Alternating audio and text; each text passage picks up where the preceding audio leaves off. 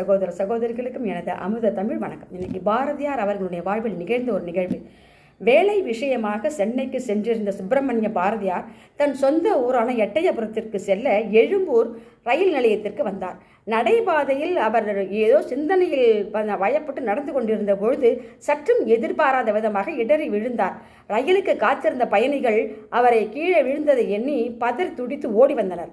அவர்களை அவர் தடுத்து தூக்க முயன்ற போது என்னை யாரும் தூக்க வேண்டாம், பாரத நாட்டின் இந்த புனித மண்ணில் என் தாய் அவதரித்த இந்த மண்ணில் எத்தனையோ மேதைகளும் மகான்களும் பிறந்த இந்த மண்ணில் விட நான் கொடுத்து வைத்திருக்க வேண்டும் என்று சொல்லி அந்த நடைபாதையில் இங்கும் அங்கும் புரண்டார்.